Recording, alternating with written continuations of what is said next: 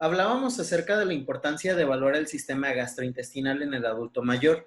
Decíamos que ellos, por las adaptaciones de la vida y por los cambios evolutivos del envejecimiento, pueden ser susceptibles a presentar muchas complicaciones gastrointestinales.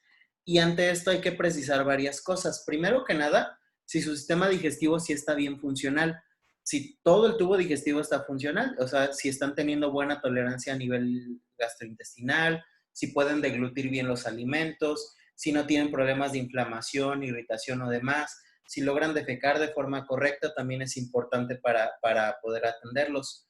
Hay que valorar si hay poca tolerancia a la alimentación y si hay más opciones de alimentarlo. En especial si hay tolerancia total o al menos hay intolerancias imparciales a los nutrientes. Este sería el caso de decir, bueno, no está tolerando este grupo de alimentos, pero todo lo demás sí. ¿Cómo puedo hacerle para solventar los nutrientes que no está pudiendo ingerir por la carencia de ciertos elementos? Hay que valorar si el paciente presenta buenos ruidos intestinales, si el paciente está teniendo buen peristaltismo en este sentido, y también si el paciente, dado eso, está pudiendo defecar de forma correcta, lo cual es muy importante para establecer la buena salud del sistema gastrointestinal.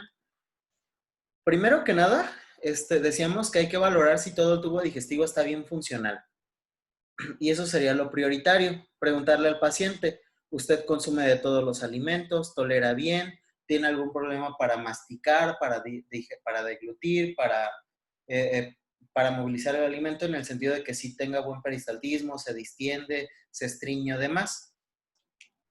Utilizar la nutrición enteral en caso de que el adulto mayor o los suplementos enterales en caso de que el adulto mayor precise de malnutrición o perdón, de alteración de la función gastrointestinal. O sea, si el adulto mayor no está pudiendo deglutir alimentos, pero no está pudiendo digerir alimentos de forma correcta, porque su tubo digestivo no está funcionando bien, una parte importante sería entonces empezar a suplementar la nutrición enteral para evitar el riesgo de malnutrición en lo que vemos si se resuelve o cómo se procede con la atrofia que está teniendo para el proceso de digestión y absorción de nutrientes. Utilizar en tal caso incluso hasta fórmulas elementales para mejorar la digestión.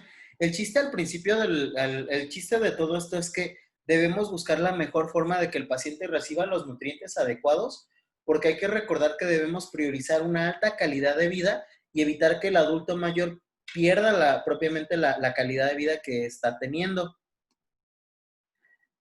¿Hasta ahí alguna pregunta? No, profe. Antes de seguir, voy a tomar la foto de captura de pantalla para la asistencia. Entonces, activan sus cámaras.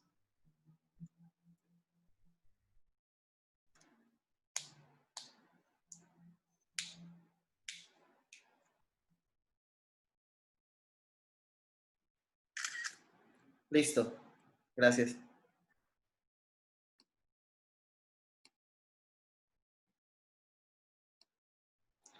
Bien, en cuanto a los edemas, es importante valorar también el riesgo de que estos se presenten.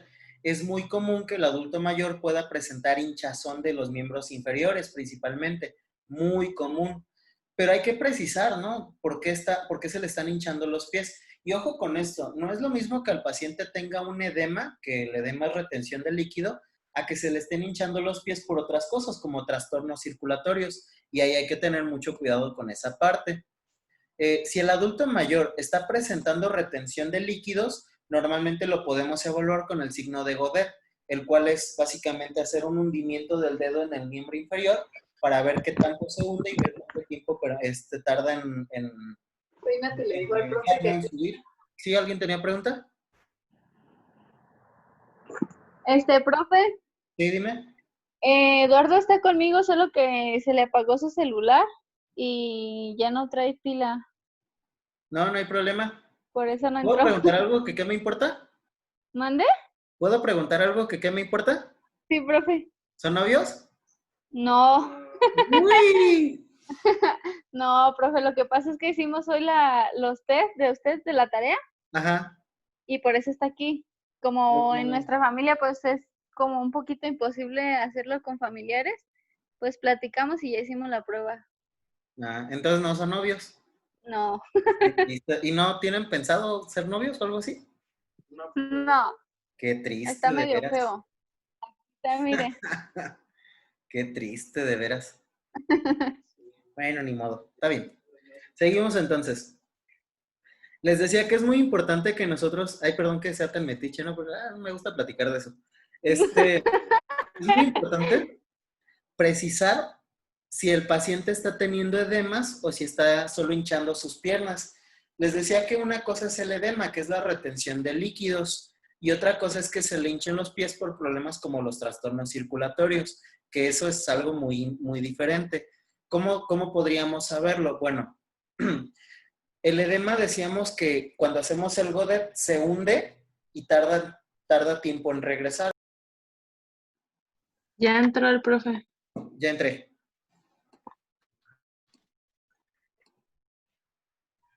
Entonces, les decía que la parte importante es precisar si el paciente sí está teniendo retención de líquidos o se le están hinchando por otras causas. La más común sería por un mal flujo sanguíneo, un mal retorno venoso.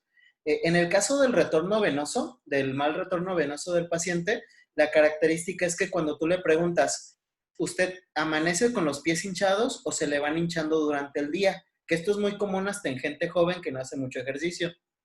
Normalmente la persona amanece con los pies nada hinchados, pero conforme se va haciendo tarde va notando que los pies se le van hinchando y para la noche los trae bien hinchados, bien inflamados. Además presenta un poco de hormigueo a veces y cuando tocas la extremidad se siente caliente, es por mal retorno venoso. Esto quiere decir entonces que el problema podría ir, uno, exceso de grasas, de lípidos en sangre, por ejemplo, colesterol o triglicéridos. Podría ser trombosis, por ejemplo, del paciente, de trombosis periférica. Podría ser que el paciente esté presentando problemas vasculares como hipertensión o algo de este estilo. Y entonces la atención es muy diferente, porque si el paciente presentara edemas, la atención se tiene que fundamentar primero en la evaluación de la función glomerular para ver si no está teniendo enfermedad renal o alteraciones de desnutrición de alguna proteína que regule la presión de los líquidos, como es la albúmina. En el caso de que el paciente presenta trastornos circulatorios, la atención se tiene que fundamentar en las dietas para mejorar esta función. Por ejemplo, dar antiinflamatorios, como el omega 3, las dietas estilo DASH o demás, que son para mejorar la presión arterial y todo esto. Y también algunos fármacos que el médico utilizará para la atención del paciente. Pero hay que precisar cuál es la causa del que se le hinchen los pies. Decíamos, no es lo mismo el edema a que se le hinchen por el mal retorno venoso. En cualquiera de los dos casos no es bueno, es peligroso, pero la atención es muy diferente en un caso y en el otro, y por eso es tan importante valorarlo. Decíamos que es muy común encontrar este tipo de casos en los que el paciente refiere que se le están hinchando los pies. De hecho, en gente joven, y no es necesario que lo mencionen ustedes, pero tal vez hasta alguno de ustedes tiene ese problema y es importante que se atienda temprano porque puede haber repercusiones más severas como trombosis y la formación de trombos es peligrosa por el riesgo de producir hasta eventos vasculares. Se evalúan cosas, ¿no? En la exploración del paciente se evalúan signos de malnutrición, como es el signo de Rosario, que normalmente es característico en dos pacientes. Los pacientes muy desnutridos, como los niños, por ejemplo, africanitos, ¿verdad? Con esta desnutrición tan severa, o el adulto mayor con malnutrición. Se le llama signo de Rosario porque como las cuentas del Rosario se le ven los puntitos en el tórax y nos hace suponer de procesos de malnutrición y desnutrición energético-proteicos. Es importante atenderlos oportunamente porque el paciente podría solamente perder más capacidad funcional y presentar atrofias que después impidan una sana recuperación del paciente. Lo más importante es evitar la desnutrición y la malnutrición en el adulto mayor, por un lado. Por el otro, evitar los riesgos asociados al sobrepeso, la obesidad y la acumulación de grasa. Son dos escenarios muy cotidianos en el adulto mayor. Puedes encontrar adultos mayores bien desnutridos y adultos mayores con problemas metabólicos impresionantes por el excedente de peso y grasa corporal. Sea como sea, hay que valorarlo porque ambos suponen un alto riesgo para estos adultos. Otra forma que utilizamos mucho para evaluar el riesgo de malnutrición y desnutrición energético-proteica es el famosísimo signo de tendedero, este signo que yo le digo el de Bugs Bunny, precisamente por la imagen que ven ustedes a la izquierda, en el cual la persona al hacer fuerza, ¡pum!, todo se cuelga, ¿verdad? Ahora, un detalle muy importante, no es lo mismo que no tengas buena masa muscular a que tengas depresión muscular. Si nosotros observamos la comparación de los dos bracitos que vemos, en el caso de la paciente, de uno de los dos, observamos que el paciente se le cuelga mucha grasa corporal, que sería el caso del paciente de medio, se le cuelga toda la grasita, tiene mucha grasa corporal, pero no hay, y no hay masa muscular. O sea, no vemos una línea delimitada de músculo. Quiere decir que esta persona sí podría estar presentando emaciación muscular, depresión por el desgaste energético proteico.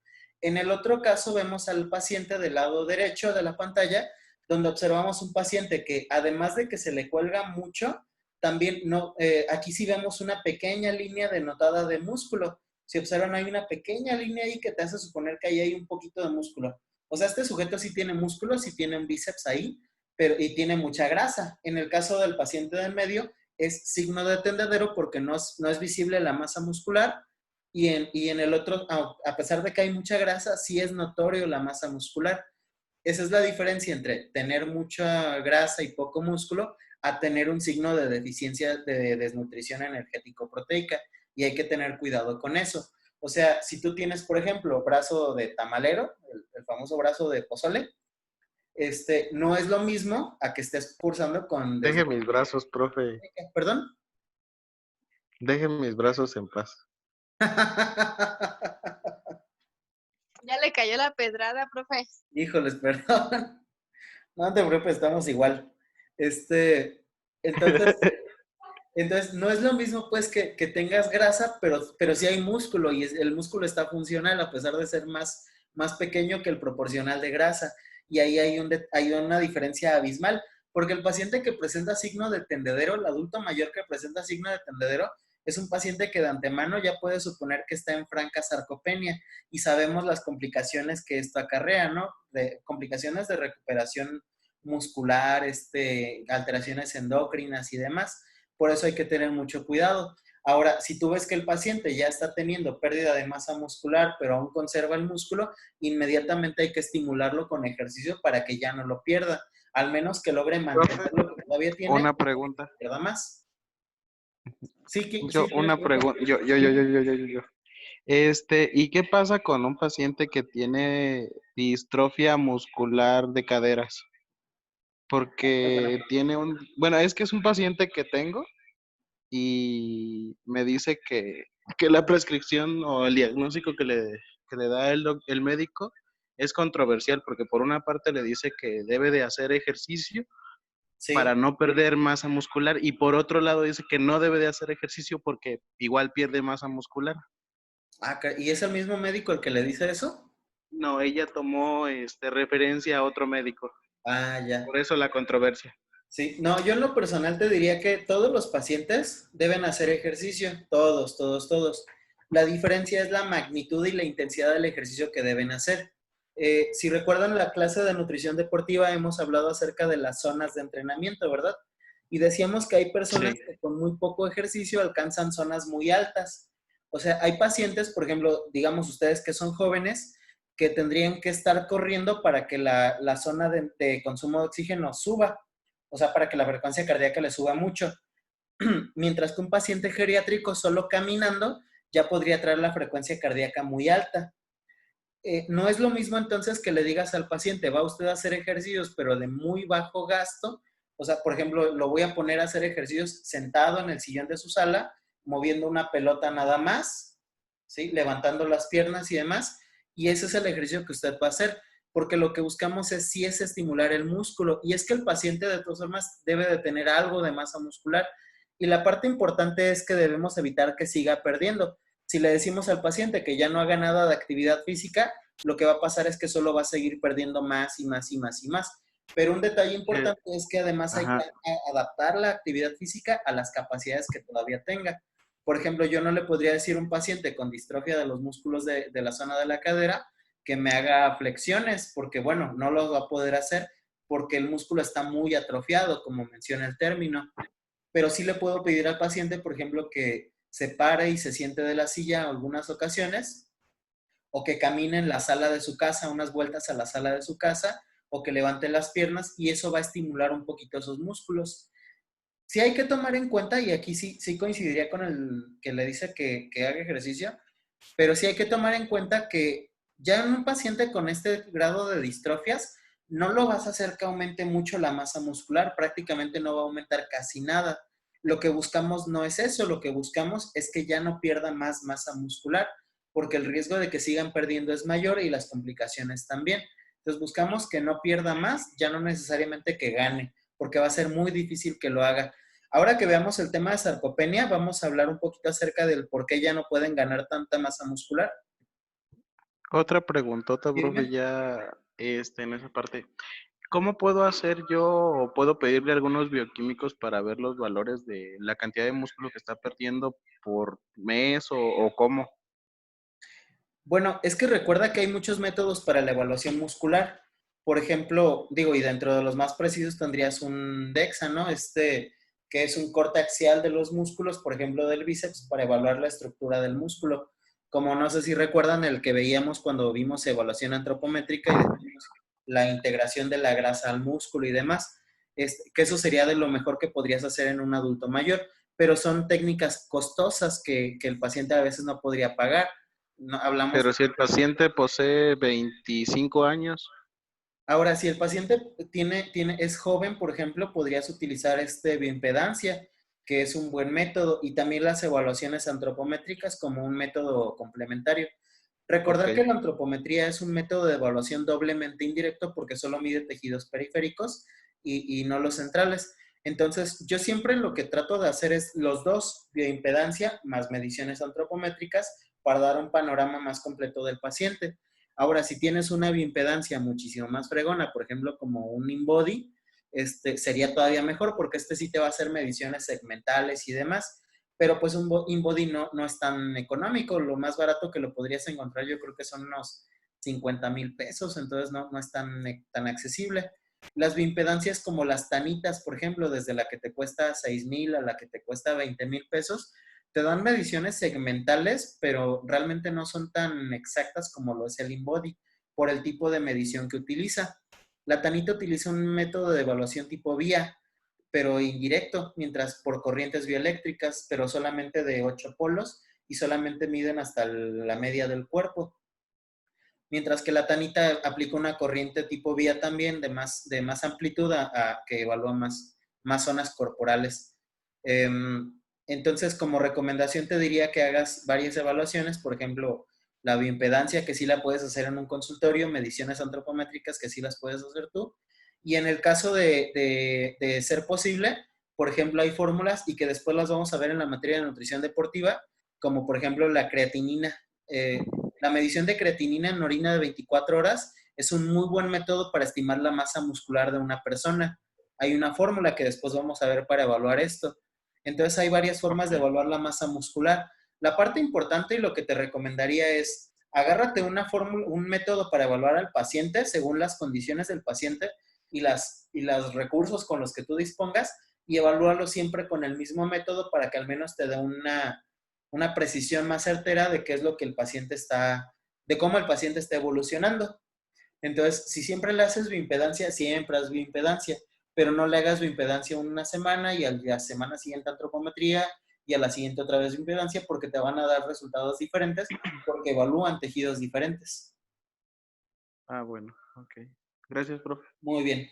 Ahora, con el adulto mayor, y retomando un poquito esa pregunta, una parte importante ya no solamente es evaluar la cantidad de masa muscular, sino también la funcionalidad de la masa muscular, para lo cual utilizamos el dinamómetro de mano.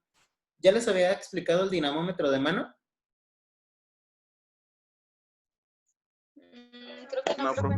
profe. No, a ver, denme un minuto, espérenme un poquito.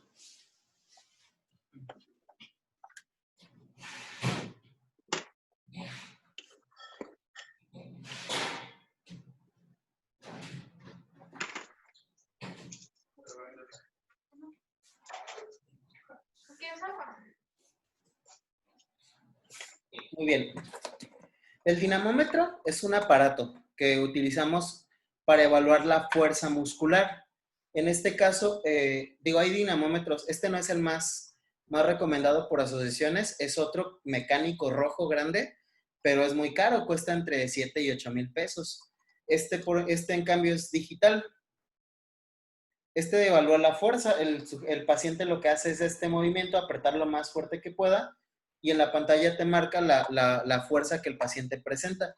De hecho, el dinamómetro, vamos a ver esta prueba de dinamometría de mano más precisamente en el tema de sarcopenia.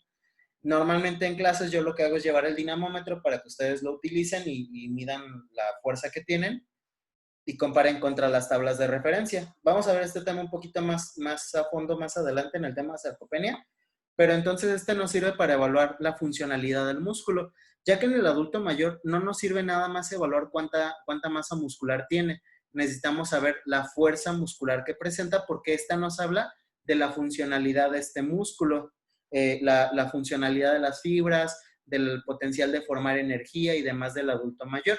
Y eso en un punto de vista muy personal se me hace aún más importante que saber cuánta masa muscular le queda. Si no, sí es importante saber cuánto le queda, pero se me hace todavía más importante saber si el músculo está bien funcional, porque en razón a eso vamos a determinar la capacidad funcional del adulto mayor.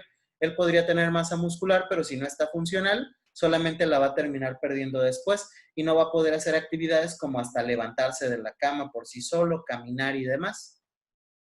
¿Alguna pregunta hasta ahí? No, profe. Bien, seguimos.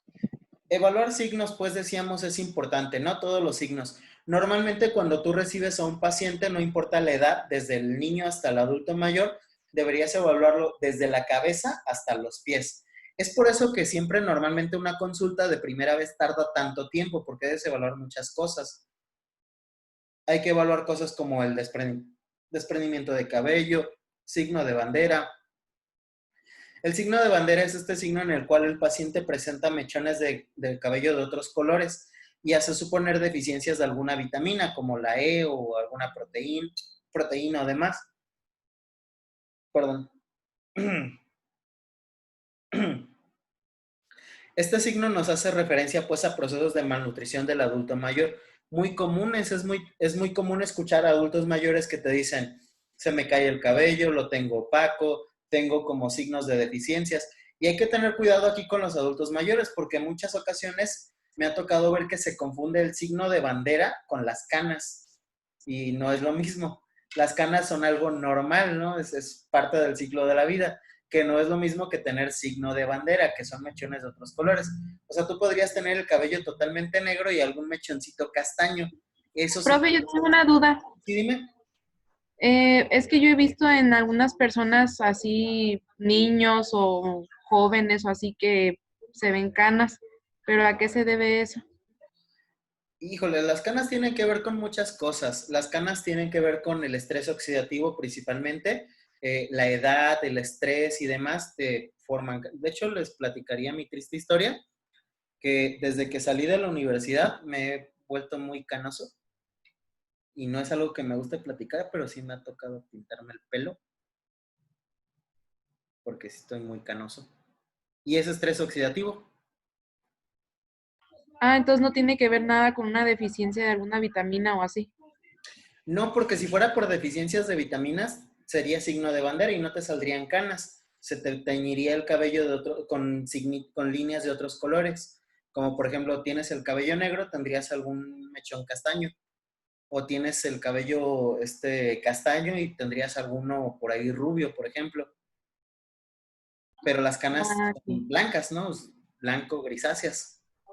Ah, ok, gracias. Sí, las canas son más por estrés oxidativo.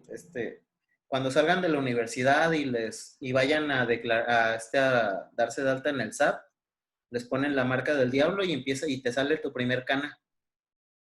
Básicamente, cuando vas a darte de alta en el SAT, entras joven, esplendoroso, radiante, sales con tu primer cana y la primera arruga. Pero bueno, signos, cosas normales de la vida. En los adultos mayores debemos evaluar muy de cerca, muy de cerca, la farmacología que ellos presentan. También vamos a ver más adelante el tema de farmaconutrición, pero sí es importante que tú siempre estés consciente de qué fármacos consumen los adultos, saber la cantidad de estos mismos, los horarios de tomas, porque hay que recordar que existen interacciones fármaco-nutrientes, fármaco-nutrientes, nutriente-fármaco, fármaco-fármaco, en la que el fármaco puede inactivar, puede inhibir el uso de un nutriente, el nutriente puede inhibir el uso de un fármaco, los fármacos pueden afectar el uso de otros fármacos. Por eso es tan importante precisar esto. Yo les dejo un tip, ¿no? Esta es una herramienta propiamente que yo les recomiendo, yo la uso para hacer esto más rápido. Digo, ya ahorita pues ya me sé la forma de la farmacodinamia y farmacocinética de muchos fármacos, pero está la página esta de Drugs, que de hecho es una aplicación y la puedes descargar y tiene un checador de interacciones. Tú básicamente te metes todas las interacciones que el paciente, perdón, todos los fármacos que el paciente consume y te da una lista de qué fármacos interactúan con otros y además también te dice qué nutrientes interactúan con otros fármacos. Por ejemplo, algo muy común es el excesivo consumo de omeprazol en los pacientes mexicanos. Los mexicanos casi tenemos el omeprazol como parte de la canasta básica y sabemos que el omeprazol tiene repercusiones en cosas como el metabolismo de las vitaminas del complejo B, de la B2 en particular. Entonces ahí hay que tener mucho cuidado con esto. Siempre hay que precisar qué fármacos consume el paciente, en qué tiempos los está consumiendo para hacer modificaciones de la dieta. Otro ejemplo sería los fármacos utilizados para tratar el hipotiroidismo, la levodopa principalmente. Este fármaco tiene interacciones con las proteínas. Las proteínas inhiben este fármaco. Normalmente a un paciente con hipotiroidismo, por eso se le dice, el fármaco lo vas a tomar inmediatamente en cuanto despiertas, por ejemplo, a las 7 de la mañana y tienes que esperar un determinado tiempo para ingerir proteínas. Podrías ingerir alimentos totalmente libres de proteínas, eso sí, pero alimentos con proteínas absolutamente no. Entonces no podría consumir alimentos de origen animal, lácteos, leguminosas, vegetales porque tienen alguna cantidad de proteína, cereales que tampoco puede consumir porque también tendrían proteínas. Le quedaría tal vez el consumo de alguna porción de fruta que sea libre de estas, o azúcares también que no contengan proteínas. Pero hay que tener mucho cuidado con eso porque podrías inactivar el uso de ese fármaco y perjudicar su tratamiento a mediano o largo plazo. ¿Hasta aquí alguna pregunta? No, profe. Muy bien. Hay que evaluar en los pacientes que presentan y cuando lo presentan, pues, el dolor. Los pacientes pueden presentar dolor por muchas causas y hay que precisar cosas como por qué es el dolor, en qué momento se presenta y demás.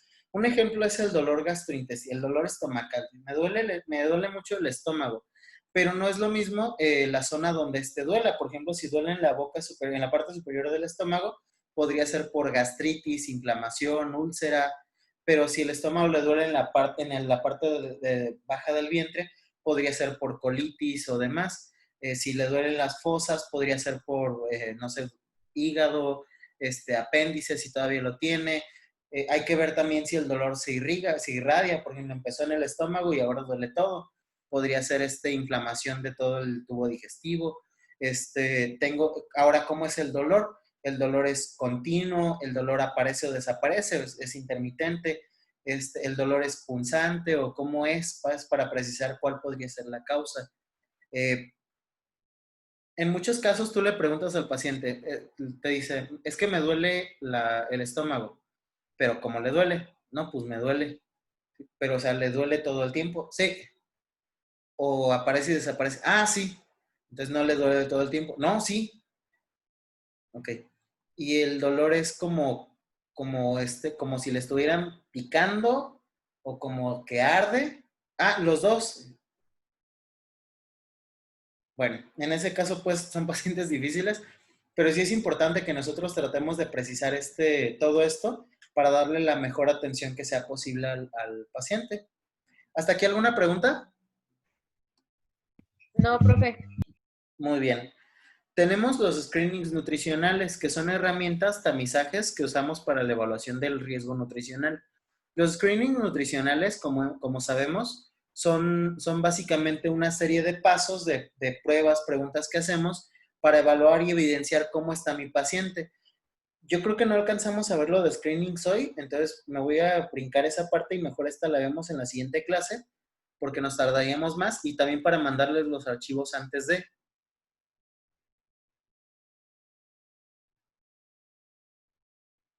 Sí, yo creo que no alcanzaríamos a ver los screenings porque ocupo pasarles un paciente para ir aplicando un screening. Entonces, yo creo que por aquí la dejamos hoy para no dejar un tema cortado y nos estaríamos viendo para esta materia la próxima semana, pero nos vemos al rato para la materia de nutrición deportiva. ¿Sale? Sí, profe. Muy bien. Entonces, nos vemos en un ratito.